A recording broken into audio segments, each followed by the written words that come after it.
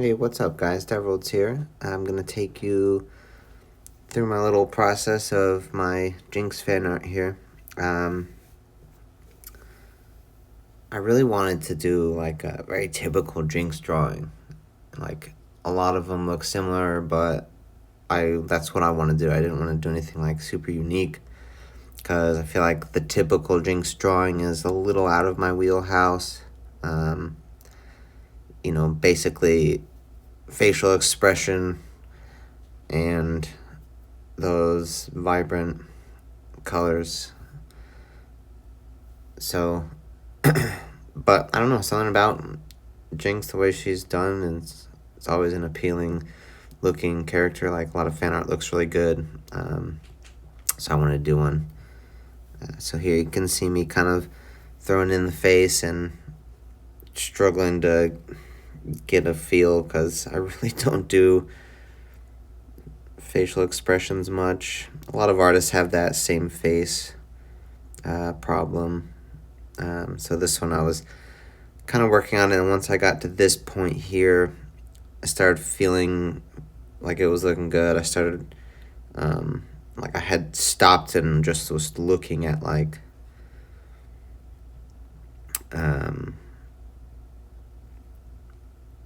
I don't remember who. I feel like Stanley Lau, Art Germ, and some other artist I was looking at that does like comic book cover art.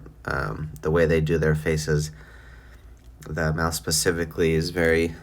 I really like that style, so I was trying to kind of mimic that a bit. And it's funny because looking at it now, like there's nothing really crazy going on. It's pretty simple, but something about that specific style, like you gotta do the lips this much, but a tiny bit more, and it's too much, and so finding that balance was difficult. But otherwise, the pose, the pose came pretty easily to me. Just having her doing the, standard peace sign look, but because she's a little bonkers, she's pressing into her face, which isn't a bonkers thing, but it just felt like it worked a little better with her personality. I love her hair. I've always loved her hair, and doing that big, like, bang hair shape that comes off the side there, that's like my favorite. Even though braids are usually my favorite, but on her it's that long, thick bang on the front right there. So trying to do a background, I was like, I don't know. I don't do backgrounds. I don't know what to do. And so I started looking at other like typical Jinx images, and I landed on this, which I still like this. I think it looks cool, but it just didn't feel like what I wanted. And I mean, I like it right now looking back at it. I do really like it, and maybe I should have done like an alternate version, because I mean, it was super easy to do. Just did some shapes, made them bright, and then put the bloom filter on in Procreate. But yeah, I wanted it to be like kind of dark, and I think that's one thing, is that it was just too bright in the background.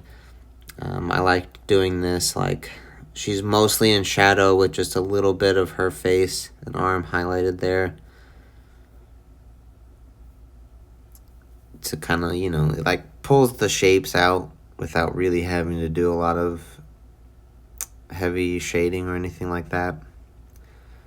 For some reason, that's like what I really wanted to do with her. And it helps with like, her glowing pink eyes. They pop more and look better if it's generally like a darker image like this. But the initial plan with this piece is, I was like, okay, I really want to like clean it up, do like because I used to do super clean drawings. It was very, very clean. I always did a very perfect line art layer.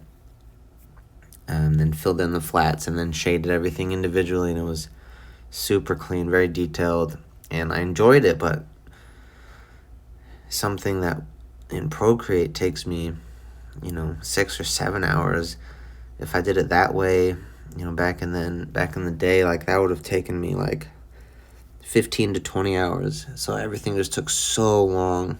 And so that's what's kind of fun about doing things the way I do it now, is just I can do things faster. But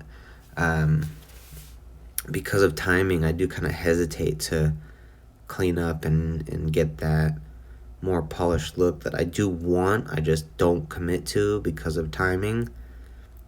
But then when I was doing this piece, and as you can see, like, I got some shading going and some coloring. I'm adding some effects. I never cleaned up the line art because I realized that this was a bad piece to start doing that.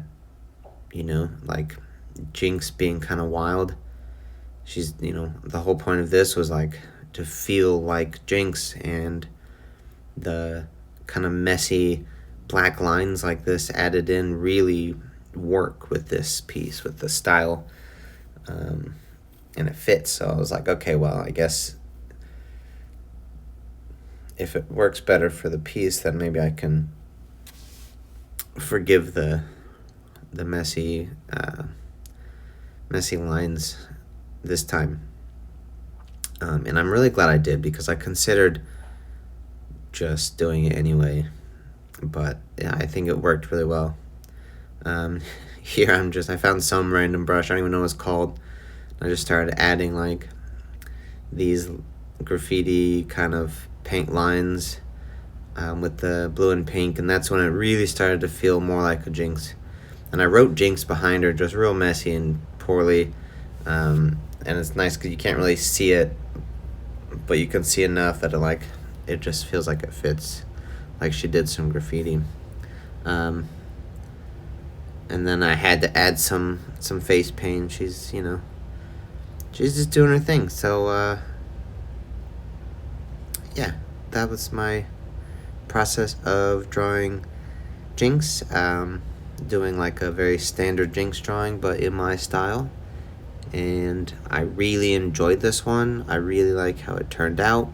I'm gonna have this be a print available, definitely at Connecticon this summer. And I never sell out of anything, so there will probably always be extras, but I don't currently have any online shop set up, so fly to Connecticut.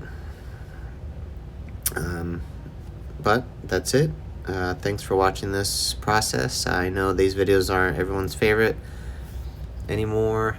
YouTube's evolved to be more about someone's face than what they're doing. But this is just my way of kind of getting back into it and easing in and making that time for making videos again, because that's the hardest part. So thank you for watching, and I'll see you next time.